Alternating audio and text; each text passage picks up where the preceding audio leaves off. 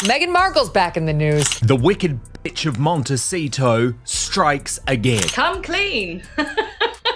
It is a case of saying that, isn't it? It's saying come clean. If you've got nothing to hide, then, then what's the big deal? The BS from Meghan just never seems to stop. Hypocrisy of Meghan Markle. And then we saw Catherine, Princess of Wales, out doing something somewhat similar. It just looked like a publicity stunt. Regardless of, whether you like Meghan or don't like Meghan, this just came off looking exceptionally bad for her. I just can't keep faking it. It's too hard. Harry and Meghan, they have an issue when it comes to their memory and when it comes to the truth. I think she's just got so used to lying that maybe, in my opinion, she believes the lies she tells. I don't know, but either way, she's just been so consistently loose with the truth. She opens her mouth and a lie comes out. It's lie upon lie upon lie. If you could choose one thing for people to know the truth about you, what would that one thing be? I just want people to know that I'm a real person. Among the entertainment industry's movers and shakers,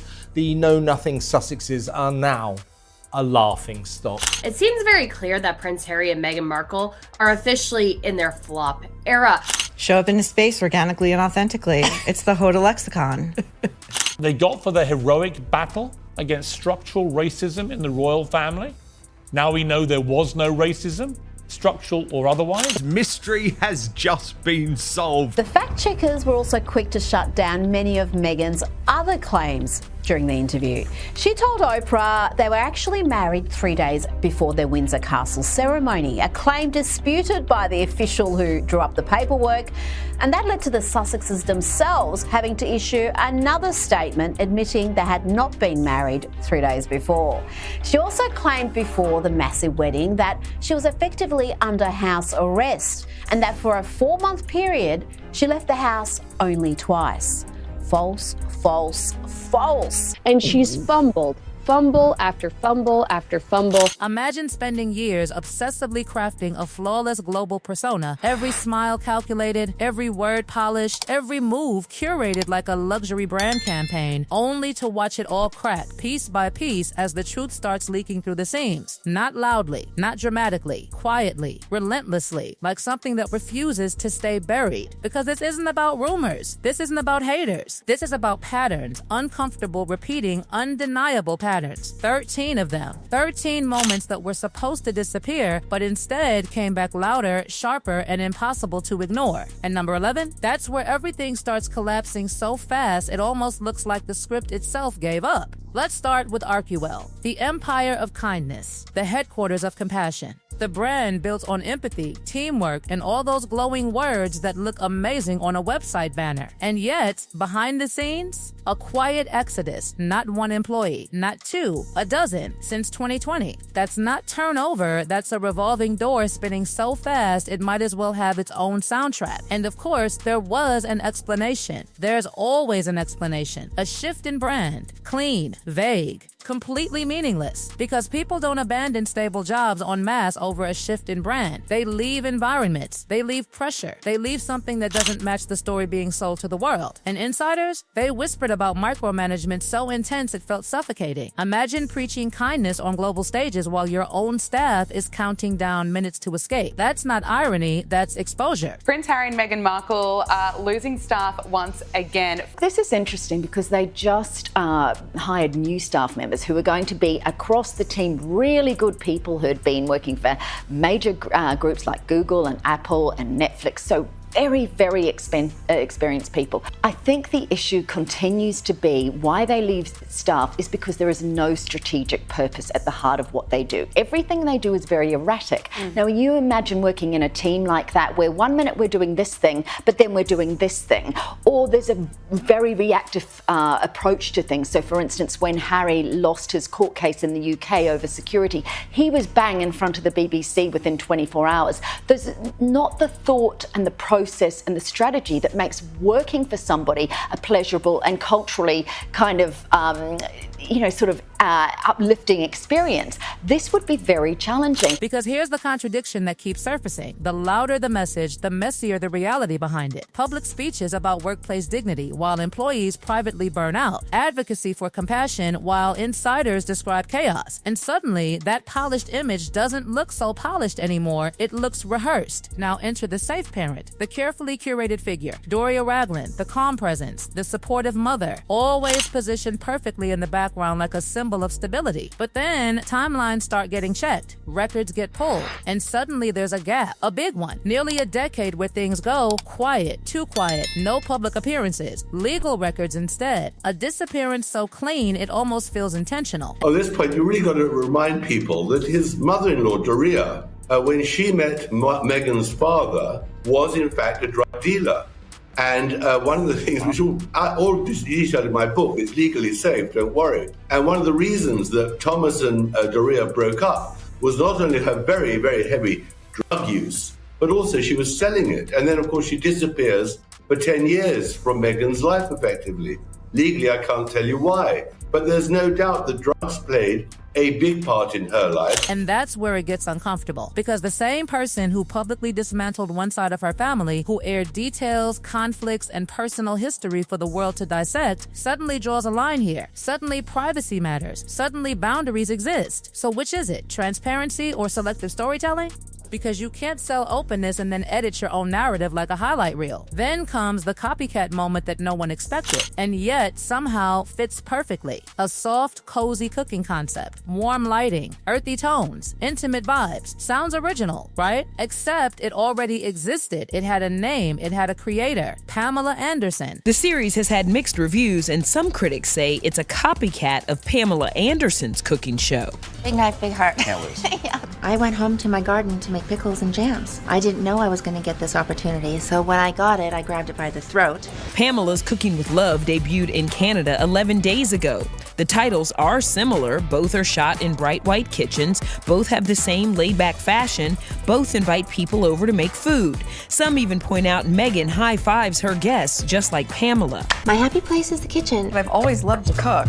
And I used to watch a lot of cooking shows. Same aesthetic, same energy, same emotional tone, just repackaged, rebranded, reinvented without acknowledgement. And here's the twist that makes it sting even more. Pamela spent years being underestimated, dismissed, reduced. And just when she steps into her own narrative, suddenly her concept gets mirrored, borrowed, reproduced. Coincidence or something more calculated? Copycat Meghan Markle is facing another humiliation after it emerged that she has ripped off Pamela Anderson's cooking series in plain sight. Because patterns don't lie. And this pattern, it whispers something uncomfortable about originality and ownership. Now let's talk about social media. The warnings, the speeches, the concern, the emotional appeals about protecting children from digital exposure, powerful messaging, deep concern, serious tone, and then reality steps in again. Instagram opens, and suddenly those same children appear strategically, timed, positioned. I feel fortunate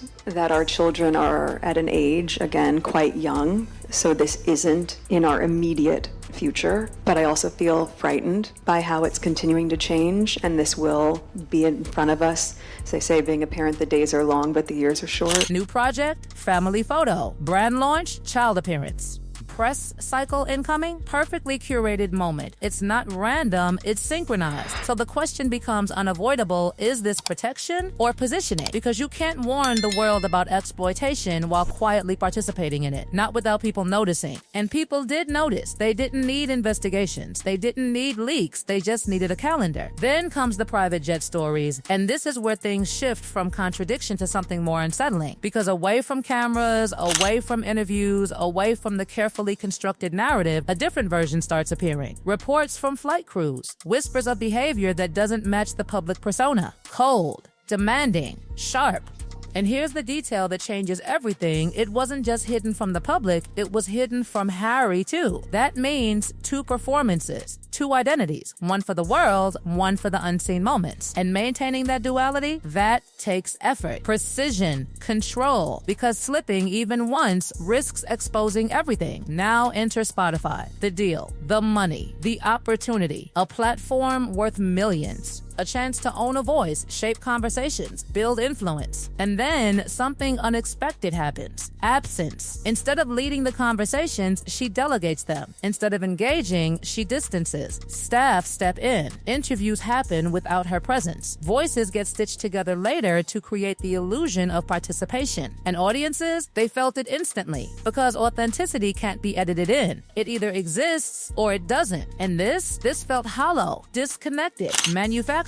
So Spotify did what platforms eventually do. They pulled the plug. 1 episode, millions gone. Reputation questioned because you can't fake presence in a format built entirely on it. And then the dress, a simple detail, a $1,700 emerald gown borrowed for a photo shoot, standard industry practice. Wear it, photograph it, return it. Everyone knows the rules. Everyone follows them. Except 3 years later, the same dress reappears. Not archived, not returned, just there. And when questions come, the explanation somehow makes things worse. Claims about protecting the dress, preventing resale, legal threats instead of clarity. Because here's the thing, one sentence could have ended it. I paid for it. But that sentence never came. Not once. And silence like that, it doesn't protect, it exposes. Because when the truth is simple, it doesn't need complicated defenses. And that's where things start tightening. Because one story alone might be dismissed. 2 might be coincidence. But this is accumulation. This is a narrative slowly unraveling under its own weight. So now we arrive at something far more personal and far more revealing. Because friendships, real ones, don't just disappear overnight. They don't collapse without a reason. And yet, Jessica Mulroney, the woman who was there before everything, before the titles, before the palace, before the carefully constructed global image, suddenly became history. This wasn't just a casual acquaintance. This was a 20-year connection. The kind of friendship that survives struggling years, awkward phases, failed auditions, and quiet ambitions whispered behind closed doors. Jessica knew everything. The early hustle, the calculated networking, the version of Meghan that existed long before cameras started documenting every move. And then, gone. Officially, it looked like a moral stance, a clean break over controversy, a bold decision aligned with values. But insiders painted a different picture. They whispered something far less noble and far more human. Jealousy, attention, spotlight competition. Because suddenly, Jessica wasn't just the friend, she was being talked about. Not negatively, not scandalously,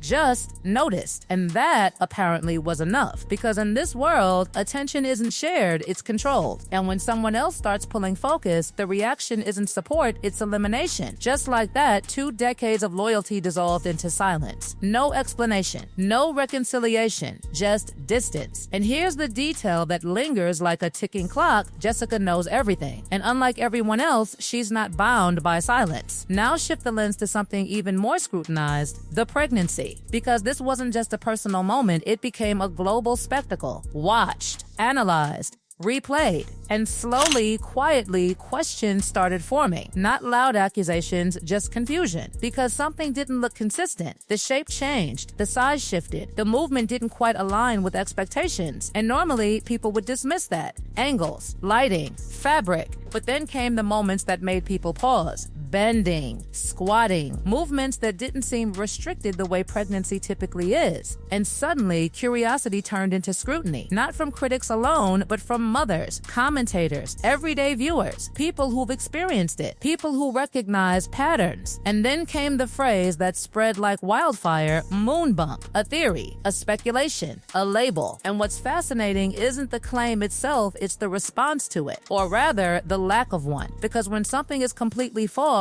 it usually gets shut down instantly, publicly, clearly. But here, silence. And silence in moments like this doesn't calm things, it amplifies them. Because now people aren't just asking questions, they're comparing dates, photos, appearances, trying to make sense of something that doesn't quite add up. And then comes the birth itself, controlled information, minimal details, carefully managed narrative. Because when everything is straightforward, transparency comes naturally. But when every detail feels curated, it leaves space for doubt. doubt. And doubt, once planted, doesn't disappear, it grows. Now rewind to before the palace, before the headlines, before the fairy tale introduction. Back to the Hollywood years. The version of the story that rarely gets told in full, because this part isn't wrapped in romance, it's wrapped in access. Exclusive circles, private events, elite networking environments where opportunities don't just happen, they're arranged. Yachts, guest lists, Soho House, spaces where connections are currency and visibility is everything. Officially, just parties, just gatherings, just people socializing. But industry whispers suggested something more strategic. Places where introductions accelerate careers, where presence alone opens doors. And somehow, her name kept appearing in those spaces. And yet, this entire chapter remains unaddressed. Not denied, not explained, just skipped, like a scene removed from the final cut because it didn't fit the narrative being sold. Then comes the sacrifice story. The moment the world was told, she gave up everything for love. A thriving career abandoned for royal duty. A romantic decision applauded globally. Except, insiders say that's not how it unfolded at all. Because behind the scenes, Hollywood wasn't offering doors, it was closing them. Opportunities weren't increasing, they were disappearing. Auditions weren't leading anywhere, momentum had stalled. And when that happens in an industry built on visibility, it's not subtle, it's decisive. So when Harry appeared, it wasn't just romance, it was timing. Perfect, almost surgical timing. Because suddenly, what looked like sacrifice became repositioning. A new narrative replacing an old one that wasn't working anymore. And nothing transforms a stalled career faster than stepping into a global institution. Now comes one of the most unbelievable claims, and yet it was said with complete confidence. Sitting in a BBC interview watched by millions, she stated she didn't know who Prince Harry was.